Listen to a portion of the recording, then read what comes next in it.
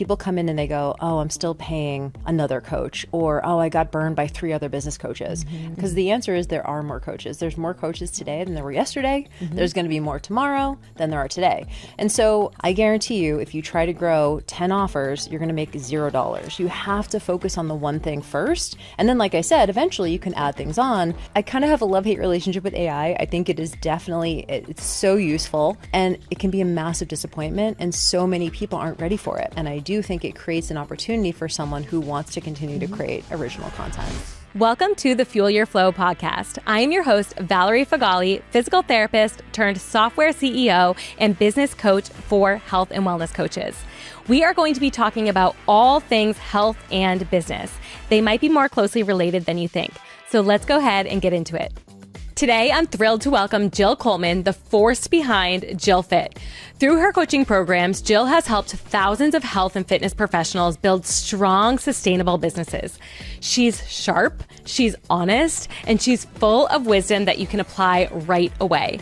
One thing that I love about Jill is that she will give it to you straight. So if you're looking for a business coach that gets right to the point so that you can get the result, listen to what she has to say. Jill's podcast, Fit Biz You, is loaded with actionable tips for health and fitness coaches. You'll find the link to her podcast in the show notes where you can learn more from Jill. Let's get into it. Jill, thank you so much for being here. Yay! It has been a few months since I've seen you, and the way that we got connected was through a mastermind event. And I remember when I first came into your orbit that all of a sudden you were everywhere. It was like I opened my email, there's Jill. I get on my Instagram, there's Jill, and the stories and the feed. Music to my ears. Right? Yeah. And I'm like, this woman knows how to be visible and get in front of her audience. So I was like, I got to tap into this. I got to know your secret. And so we started building a relationship, and now I kind of have a better idea of how you do it, but you are the master of getting in front of your ideal audience. Thank you. And so I want to get some wisdom for you, for our audience and our viewers today. And I think that they were going to get a lot out of this. I am so pumped. Thanks for having me. You're welcome. So let's just go ahead and get right into it. Great. I want to start with how our industry always talks about this saturated market. It's oversaturated. There's too many people doing it. I can't get myself noticed. What are your thoughts on that? So I think there's a difference between oversaturated and like just having more coaches in the space. Because the answer is there are more coaches. There's more coaches today than there were yesterday. There's going to be more tomorrow than there are today. And so I don't think that's necessarily a bad thing. I think especially during COVID, what we did see was, and you know this too, like so many health, wellness, nutrition professionals came on the internet, and so many potential clients did too. So I think that's what people forget is number one, and I don't know, remind me how long you've been in the industry? Like, it's been a long time. It's been... So health and wellness, 15 years. Yeah, so same as me. So you kind of remember the old days when like online business was, or online training was very new. I mean, when I started, people were scared to get their credit card over the internet. Now we have way more coaches, but we also have way more people who are open to doing virtual services, which is huge, right? Yes. So I think, yes, it's getting bigger, but also the potential clientele is getting bigger. And we have so many more ways to do business. We have so many more softwares. There was like maybe one software when I was getting started to do webinars. Facebook groups were just getting started. And so now we have all of these different platforms that people can use. So to me, actually now is the best time to jump in. But I will say, because, and you and I talk about this a lot, being a personal brand, there is this idea of you're building trust with an audience, and trust by nature takes time. So like you have to, and I hate to like scare people, but you do have to, there is an urgency to putting your footprint down on the internet like now. So don't wait another 3 months, don't wait another 6, don't wait another year. And that's not just like a marketing brain. That's just what I've seen in the space is people put it off, and they always say, I wish I started sooner. Yes. So even if you can't go all in, right? Even if you're not like, okay, I'm going to go all in and quit my corporate job and do this, start doing it while you're still working. Start doing it while you're still in person with clients. Yes. You have to start ASAP if you want to do this. Then you have content already there when you're ready to go. That's the best thing about it, right? Is like you get to work in person. Like I know you were PT, right? And you were in person, you're having conversations with clients all day long. I was the same as a personal trainer. Right. And I remember just feeling like I'm having all these amazing conversations. They're asking me about nutrition. They're asking me about lifestyle. They're asking me about, everything from travel and recipes. And I was like, I need somewhere to put this. And that's kind of how I started online, was I just started blogging, which is kind of equivalent to what we see people now doing on social media, where it's like you post every single day. That's what I was doing on blogging. I was like, here's a conversation I have with a client.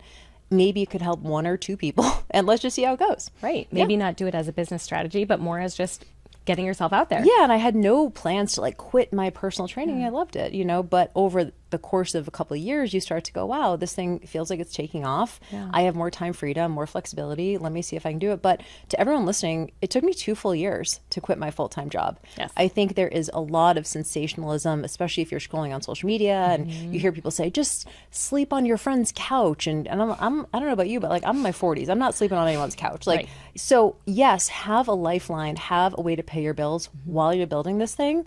But with that being said, and you know this, you do have to treat it like it's already viable before it is. Otherwise, it's never going to take off. You continue treating it like a hobby, it's going to stay a hobby.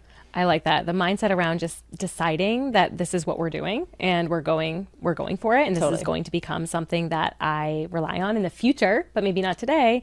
I like that. So how do coaches set themselves apart? How do they stand out? Yeah, this is a really big. So one of the other things we are seeing with the fact that there are more coaches now, we are seeing a lot of people coming in. When I say people, I mean sort of like potential clients coming in with bad experiences with coaches. And this is like really new for me just in the last couple of years. One of our biggest objections in our signature offer, which is called FBA, Fitness Business Accelerator, is people come in and they go, oh, I'm still paying another coach, or, oh, I got burned by 3 other business coaches. And this is like very new for me as like an objection. And I'm going, wow. So if you're listening to this new ARA coach, realize if you're helping people with weight loss, you're helping them with getting stronger or their nutrition, realize that they're probably coming in with a lot of baggage. So not only are they maybe scared to invest, but they also are like, is this going to work ever before? Right. So the reason why, so all this is happening, which means 2 things are really important for coaches now. Number 1, you have to get crystal clear on what your niche is. You have to, in order to set yourself apart, you have to niche down even faster. Okay. When I started in 2010, I was like, health, fitness, wellness, mindset, lifestyle. And it was kind of could be all of these different things. Yeah. Now you have to at least start in one place. Okay. I kind of think about when we say this, we're in the trust business, you can kind of think about trust almost being like a threshold that once you get to a certain level of time, reps, clients, pieces of content even, you get to the point where you kind of break through the threshold.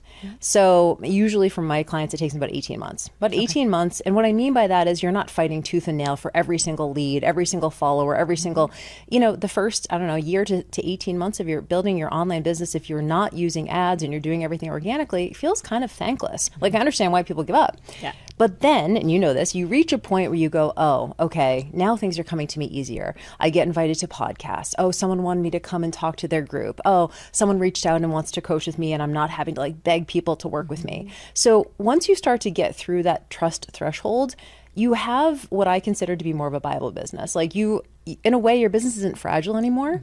And at that point, if you want to pivot your niche, you can. But I see so many people pivoting way too soon. They go, well, I just don't think this is working. I'm like, well, no, you just haven't been doing it long enough. Right. People haven't seen it enough. You haven't published enough pieces of content. So once you get through that barrier, then you can take, this is why you see, I'm trying to think of who, like a Brendan Burchard, who is one of my earliest mentors, started in like the expert space. And he was like a digital marketing guy. And now he's more of like a productivity and high performance guy. But he was able to do that because he broke through with one thing first. Right. And so if you have to niche down, you have to niche down faster.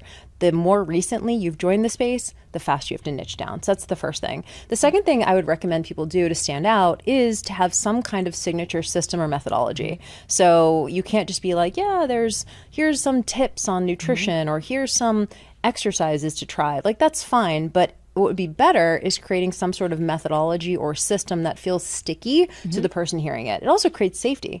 So for example, if I was trying to pitch you, or even I was, posting a piece of content and I said, so when we work together, I'm going to give you some recipes. I'm going to give you some meal prep tips. I'm going to give you some workouts to do. And we'll talk about mindset and we'll kind of do all these things. The person's like, okay, that sounds, I guess, okay. But instead, what if I said, so here's the deal. When you and I work together, I'm going to walk you through my 4-part system.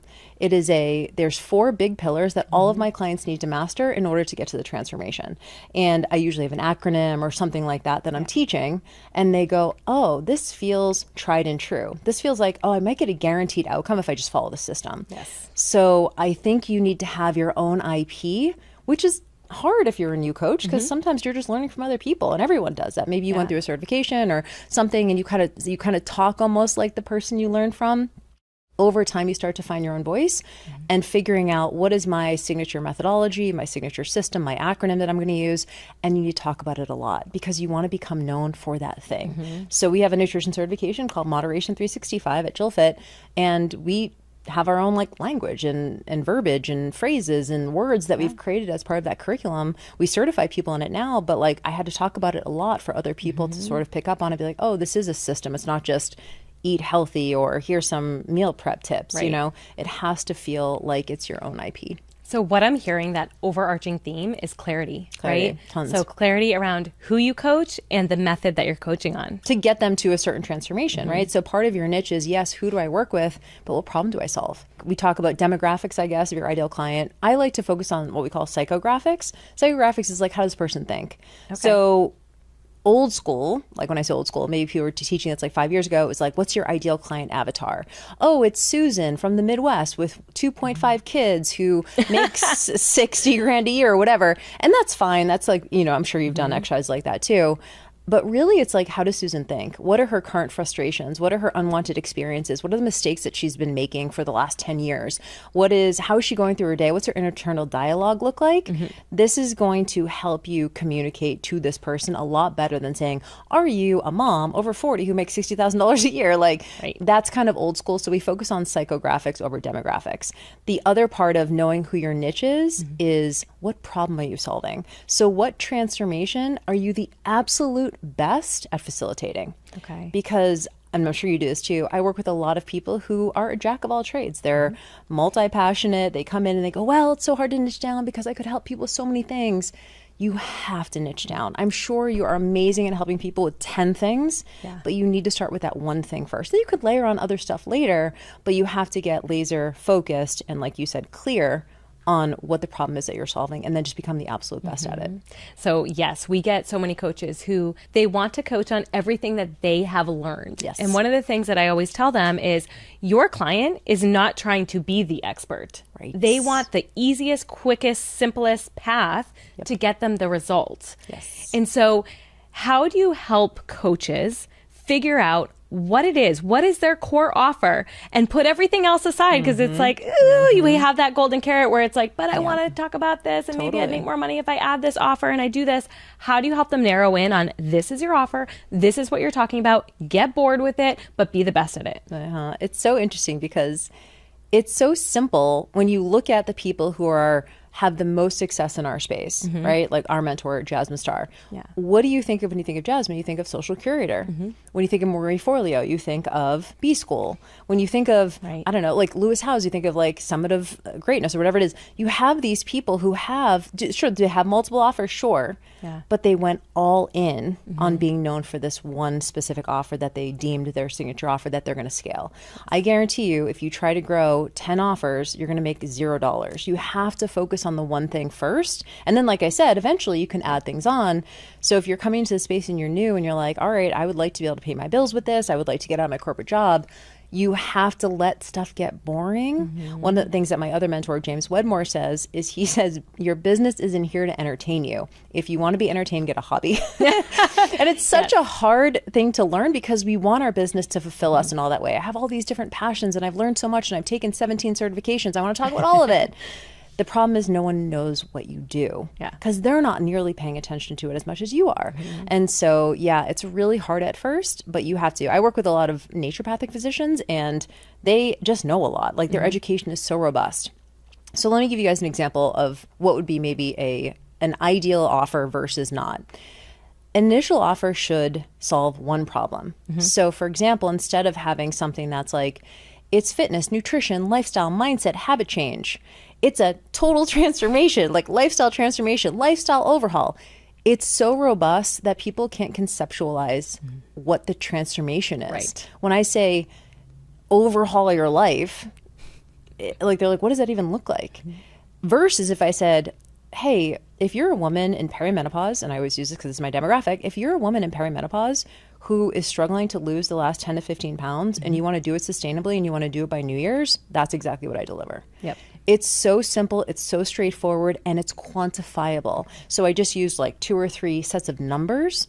Like that's how you know if it's specific and tangible enough, is you are quantifying it. I said 10 to 15 pounds by January 1. Yes. Sustainably, if you want to make sure people do it in a healthy way. And so you can add more of these qualifiers to make it super specific. So because if people don't know what they're buying, they're not going to buy it. But if you can say, oh, I can envision myself on January 1 going in and having being down 10 pounds, looking at myself in the mirror, my clothes zipping right up, and go in my closet, everything fits. I can picture that in my head. This is what we call the camera scenario. Okay. So you want to, if you're trying to think about what is the transformation I facilitate, the person should be able to envision themselves in that after picture. If someone was following them around with a camera, I used to do this, and I'm like, no one has a camcorder anymore. It's a what phone. is that? Yes.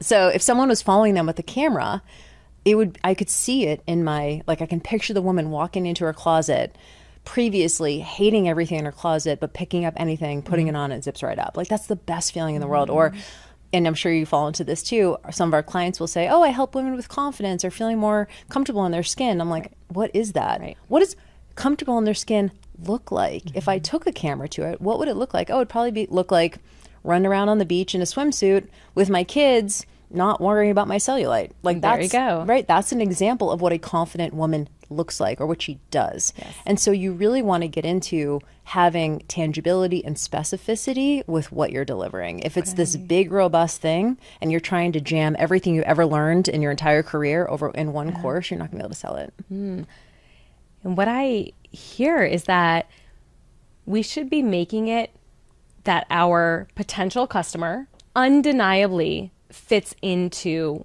what we are selling or doesn't. our niche. Yeah. Right. That they have no question whatsoever whether or not you can help them and whether or not you work with people like them. Totally. So it's that self-identification process that they are going through when they're looking at any of your messaging, whether that be from Instagram, email, podcasting, whatever it may be, that whenever you are talking about your niche, your offers, that it is clear to them they are self-identifying with that person that you could potentially work with. Yeah, or not, right? Right. That's just as important. So in FBA, we have a tool that we use called Niche and Pitch. And part of it is niching down and figuring out who am I working with, who am I the absolute best at working with and getting them a result. And it's also who do I don't work with.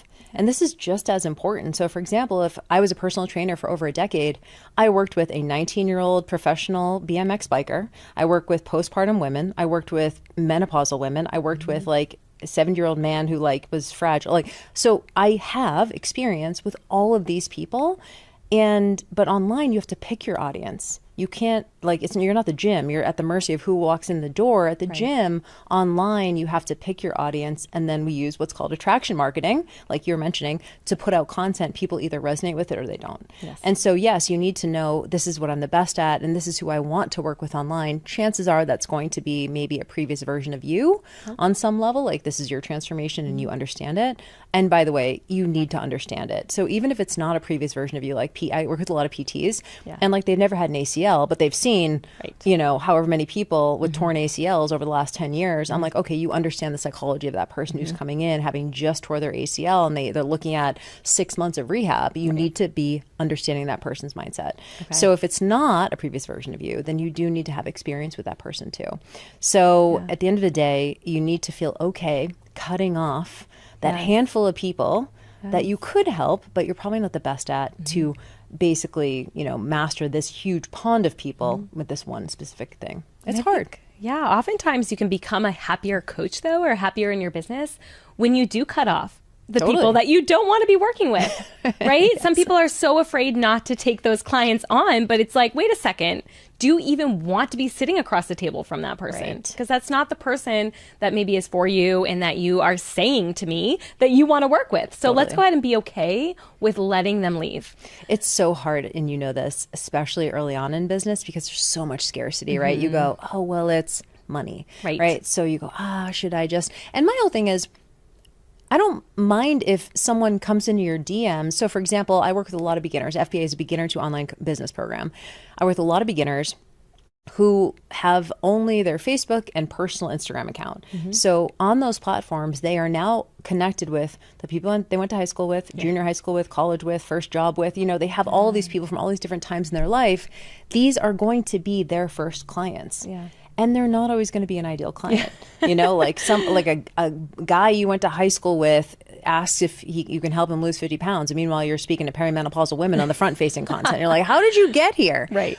But he would rather work with you because you went to high school together than that influencer on social media has 2 million followers. He doesn't know who that is. So in the beginning, you are going to have kind of a mishmash of different types of clients. So if you just like want to take it on because you're like, it's money and I'm just going to get the experience, great.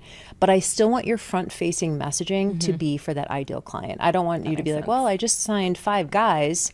Should I maybe include men in my demographic? And I'm like, if that's not who you want to work with, then take them on. But like your front-facing messaging will still be the women over 40. Okay, don't ask for that type of client, but totally, you can still work with them. Over time, it will get to the point where your messaging is so dialed and you have so much experience that you do weed out those people. So like now if I launch FBA, everyone in the program is like my best friend because we're just like, they wouldn't be there otherwise, you know, because we're connected on that level. Right. Vibe, energy, whatever. Yeah. So going back to Instagram, social media, I've heard you talk about this attention differential. Yes. I think you called it. Yep. What is that? What is that, and how can coaches adjust their expectations? Totally. Yeah. So the attention differential is really, it's the level of difference between how much we are focused on our business. If you're an online business owner and you are posting content, and everyone knows this who's listening, but like every piece of content doesn't get seen by everyone who you're following, right? So in the old days, everyone would see every piece of content. Of course, now you can post 10 pieces and maybe someone only sees one of those 10. But because we are so fixated on how much we're doing, the time, energy, attention, effort that it's taking us to post, to launch, to create an offer, to create a course, maybe recording videos, like everything that we do in our business is a heavy lift for us. And so oftentimes it can feel like a disappointment or a letdown when we birth our thing into the world, like it's a new offer, a new course, or we open the doors, or we're launching today. And we don't get the response that we think we should based on how much effort, time, attention it's been taking from us. Does that make sense? So if you're launching a new course, it's all you can think about. You know, it's like you're a business owner. This is my baby. It's so personal to me. And then you're like, the day's finally here. I've been talking about this thing. I've been building it. The day's finally here. Doors are open. And maybe you don't get any sales right away. And you're like, where's the line of people, right? You know, I think about, I don't know, a new shoe drops and like the line is around the block. Unfortunately, that just doesn't happen online. And so the attention differential is the difference between this thing is your whole world and has been for weeks and months. And the average person is literally seeing it at a stop sign or something, you know, or like between, you know, at their kid's soccer game, they're just like scrolling and they happen to see that the doors are open. They're not clicking on anything. They're not going anything. And it can be a massive disappointment. And so many people aren't ready for it. So that's why I talk about it in terms of expectation management. Just what can you expect? I always default to no one reads anything, no one does anything. And I honestly think that has helped me as a compliance tool to keep going. Because I'm like, okay, I just launched it. I'm excited the doors are open. No one has even seen it yet. Or no one has even clicked the sales page. Or if they have clicked the sales page, they haven't read it yet. Or if they have read it, they haven't made their buying decision yet. You know? And so I'm like, okay, they're going to have it up on their browser for the next week. Once they see those emails that doors are closing, deal is expiring, whatever, then they're going to be like, oh yeah, I need to look at that thing. They'll make a buying decision at the end. But what so many people do is they just assume that no one wants it. And you and I both know this. When do most of your sales come in? The last 36 hours. I mean, we've done 40% of our sales in the last 16 hours before. And that can be anxiety producing. Like, where are all the people? And then they always come in at the very last second. But they only come in at the last second if you push all the way through. And I've made this mistake before, and I know a lot of coaches make this mistake, is that they don't want to overburden their audience with so much content or so much selling. And so they don't put out enough IG posts expecting like, okay, they already saw it. No, they didn't. They probably, most of your posts are not going even into their feed, let alone if they scroll right past it. Like, it's not even there. It's not even in their feed. And so you have to post obsessively. You have to email every day, sometimes twice a day, which can feel like a lot when you're in the middle of a launch. And then if you are running ads, you know, the last thing you want to do is pull back on ad spend kind of right before either lead gen ends, or open cart ends. I made that mistake relatively recently on a new thing, and I know better. But I'm looking at the numbers. You probably got a little nervous, right? And you're like, oh, this is a waste of money. I'll pull back a little bit. And that's what I think most coaches do, is they get super nervous. But then also, I think it's good to remember as a new coach that you just won't get as many sales, even at the last minute. as you likely wanted or hoped for. It's just, we've been on workshops where we've had 3 people on the other side of the workshop. One person on the other side of the workshop. Hello, let's do it. And it's like, you just have to put in the reps. You have to put in the reps. You have to see what's working. And so, yeah, I know that you work a lot with new business owners. And so what are some of the top like fears that you see that are holding people back? Well, I love that you brought up the frequency of content, because that's a biggie. One of the things that most newer online coaches worry about is annoying friends and family, or they feel they're worried about judgment from friends and family. Oh, do they think I think I'm an influencer now? Or, you know, they think I'm, so you have all these feelings. When I get down to it, it's usually like 1 or 2 people. It's not everybody. It's usually like that one super judgmental neighbor that you know is like watching everything you do and not liking any posts. Yep. And I'm like, that person is, I hate to say it, but like, they're irrelevant to your business, right? That's not who's going to be buying your program. So like the faster we can like work through these fears, the better. But I love that you said the content, because I just want to share this with you guys listening. If you think you're a slut, when we launch, we send 22 emails in 4 days. Wow. What? Yes. Yeah. So here's the deal. This is really important. This is what's called permission-based marketing. So for example, let's say I post 5 times a day. I mean, I don't recommend posting 5 times a day, but 3 times a day during a launch. Okay. If someone is seeing all those 3 posts, and then they're also seeing a post from yesterday, maybe a post from the day before, they have the option to unfollow. Right. They have the option to unfollow. My goal is not play defense. I'm not out here being like, I hope I minimize my unsubscribes. I'm like, I'm here to sell. I don't sell often, but when I do, I sell hard, because I want to make sure that people have all the information to make an informed decision. And if they unsubscribe, and that's what I love about email marketing and I love about social media, is that people can opt out if they want to. But you have to remember, if they're on your list, it's because they want to be there. If they are following you on social, they want to see what your posts are. Right. Exactly. So why would you be like, I'm not going to post the thing that they're following me for? Right. So, I mean, I get the fear, but at the end of the day, if you are here to, number one, make a lot of money and make a lot of impact, you have to produce a lot of content. Right. Yep. And I think that's what new coaches really struggle It's a lot with. There's like logistical challenges and there's mindset challenges for sure. But on that topic, I mean, content is easier to produce now more than ever. First of all, do you see AI taking over the place of health and wellness coaches? Well, I was going to say, Wellness Vault, it's very easy to have content now. Oh, true. Yeah. Yes. If you're using the Wellness Vault, forget it. Your content is done for the next like 5 years. So there you go. You're welcome. You have everything you need. So, I mean, I kind of have a love-hate relationship with AI. I think it is definitely, it's so useful for, and you and I use the same ads manager, and he's like obsessed with AI. Like he's constantly using like he's like, this robot talks to this robot, and then this one does this. And I'm like, wow, that's amazing. And so there's a huge, and we can't ignore it. Like this is something, there's some things in business that you can kind of ignore. Like that's not for me. AI is here. It's here to stay. How it's going to be used in our business is yet to be seen. Like it's for administrative tasks, for content creation. But I think I'll probably speak for you as well. I can tell when it's ChatGPT, when it's just like straight up like from the GPT. So I do think that people are going to start to notice this. And I do think it creates an opportunity for someone who wants to continue to create original content. Yep. So use it for the back end stuff. Use it for the, your automate your customer service, your FAQs, automate, your any of your systems you have in the back end.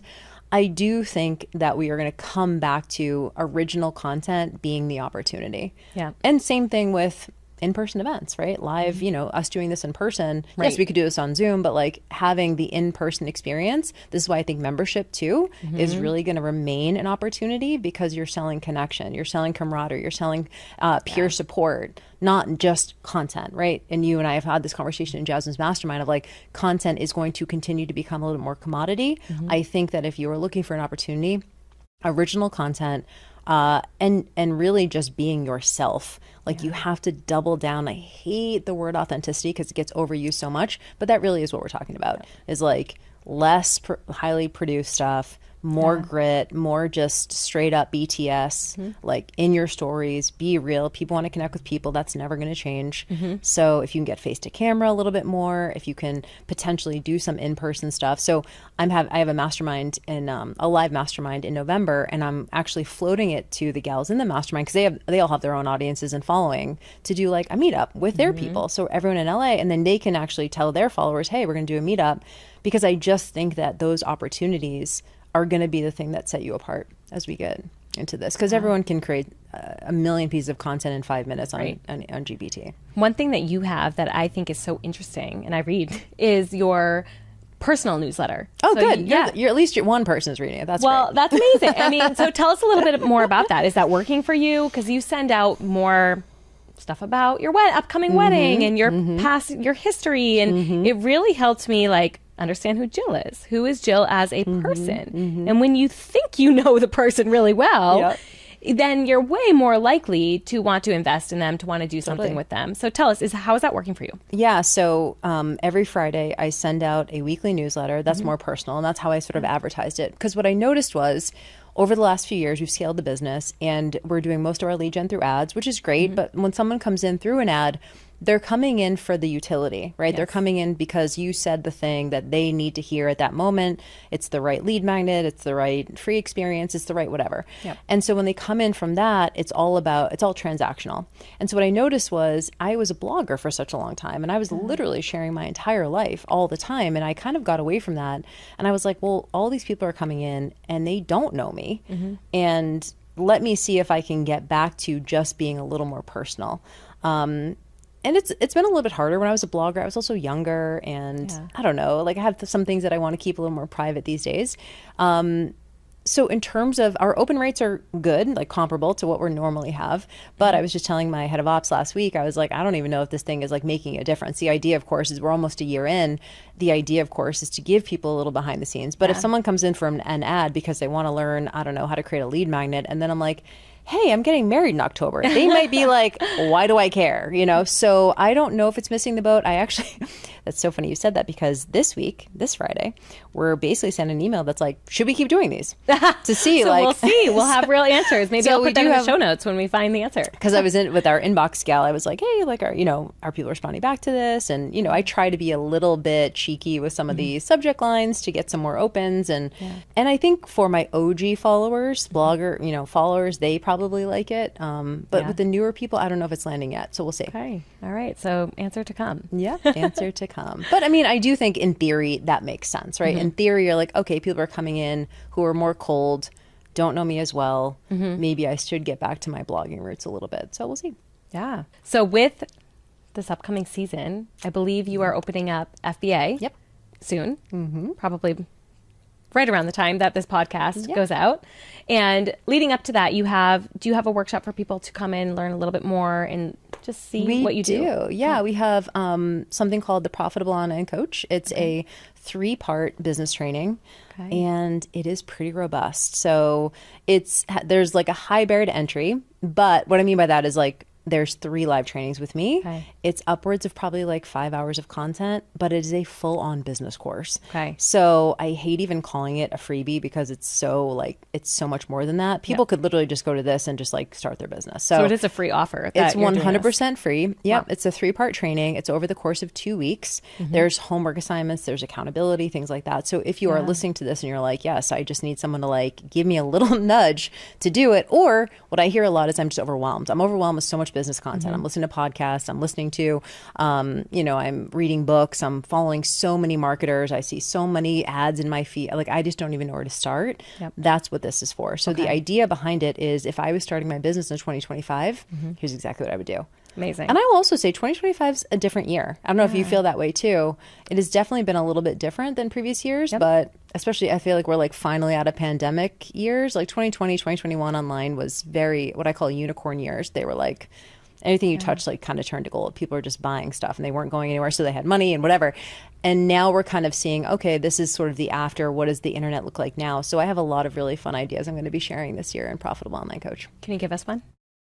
Yeah, actually one is around stories and being more you. So one of the things that I would recommend doing if you're just getting started is you have to share a lot. You have to share a lot more than probably you want to. You have to share a lot more than maybe what's comfortable.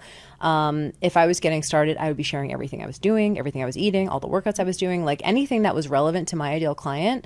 It would almost be like a day in the life all day. Now, and you know this, the Instagram stories algorithm is a little bit wonky to where they don't want you to post as much, because you get better views if you only post one slide and let them, let it, what's it called? Like let it expire, whatever. But if I was getting started, I would be sharing so much, especially if I had the transformation I'm now helping people with. Okay. Like I would be like, hey, I used to do this and now I do this. Oh, I've seen people just completely blow up because they're just sharing their story. personal journey. It has nothing to do with 100%. them helping other people. It's their personal journey. And I think for a lot of newer coaches, that can feel really... it feels really vulnerable to talk about, and you don't really know how to talk about it yet. I don't know if you've had that experience where you do share something really vulnerable. And like I had I used to be a fitness competitor, and I had binge eating disorder, and I had like all these really frankly embarrassing stories. But it wasn't until I started telling those publicly that people were just like, I did that exact same thing. Like, thank you for going first. Thank you for saying this. Of course, they're not posting this on the public comments, but they're DMing me, right? But that connection is made through the vulnerability. And so as a newer coach, sometimes that can be hard, but that's really where the good stuff is. So I would share a lot. I would share, like when I say a lot, I mean frequently. And I would also share very vulnerably. And that's, again, it's hard, but we're going to practice. It is hard. Online coach. And it's important to keep in mind that some of those negative comments that you might get on that, again, those are people that are going to unfollow, and just let those people leave, right? That kind of toxic behavior around what it is that you're doing, just let it be. That's what it is. And it's also one of those things where if we're talking about standing out, it is a way to stand out. It is a way. Every single time that I've been like, am I really publishing this right now? Like, am I really going to press publish on this? Like I'll press post and like run away. I'm like, okay, just post it and run away. That's where I always get the most DMs, the most, and it's not even affirmation. It's not like, oh my God, you're the best. It's literally just like the most visibility. It goes viral, the most views. And so if you're thinking about, I need to figure out a way to cut through the noise and stand out, it's going to probably be with something like that. So now at the level I'm at right now, like I probably don't have to do that all the time. I don't have to post on stories nonstop or whatever. But for someone getting started, like do the most. If I was getting started, I would absolutely do the most. Okay. Just once again, put in the reps. We keep hearing it over and over again, right? So we are going to attach the link to join your 3-part training, which is very exciting. And I think everybody should do that. I mean, why wouldn't you join that and do that? And so thank you, Jill. This has been so much fun. And thank you for coming on. Yeah, thanks so much for having me. I will say, like, if you have gotten anything out of this episode where you're feeling like, oh, that makes sense or whatever, you're going to it's just like the tip of the iceberg for what you're going to learn in Profitable Online Coach. The transformations that you get, one of the things that I can say is I'm always seeing people testimonials, like unsolicited testimonials just on your post that people, I went through FBA and it was this, I had this experience and this result. And it's so cool to see that public validation of what it is that you do. And so Jill's programs are top notch. Well, it was so funny that you said that when we first met, that I was everywhere, because I was literally in the middle of an FBA launch. And I think that's why. And I was posting like 5 times a day and emailing all the time and and going live constantly. So I saw it. That's a lot. Yes. All right. Thank you so much, Jill. Thanks so much for having me. I appreciate you. You got it.